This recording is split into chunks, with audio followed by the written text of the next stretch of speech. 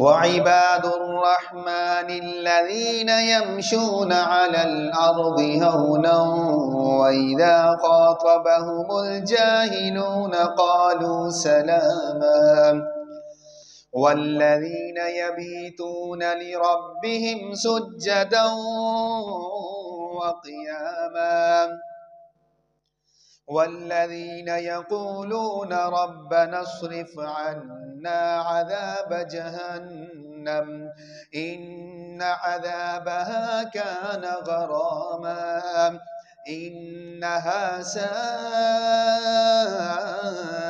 مستقرا ومقاما والذين إذا أنفقوا لم يسرفوا ولم يقتروا وكان بين ذلك قواما والذين لا يدعون مع الله إلها آخر ولا يقتلون النفس التي حرم الله إلا بالحق ولا يزنون ومن يفعل ذلك يلقى أثاما يضاعف له العذاب يوم القيامة ويخلد فيه مهانا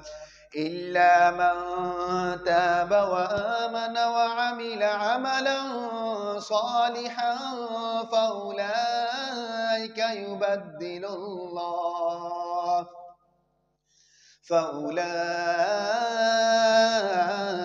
يبدل الله سيئاتهم حسنات وكان الله غفورا رحيما ومن تاب وعمل صالحا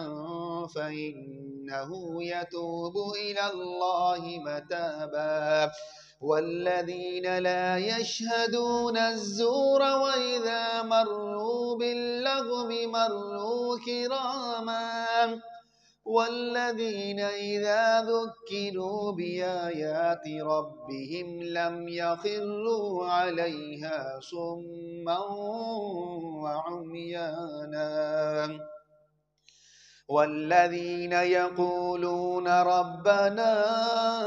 هب لنا من أزواجنا وذرياتنا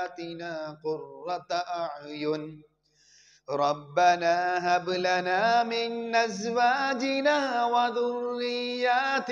قرة أعين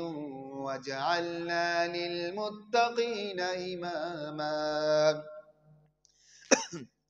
أولئك يجزون الغرفة بما صبروا ويلقون فيها تحية وسلاما خالدين فيها حسنت مستقرا ومقاما قل ما يعبأ بكم ربي لولا دعاؤكم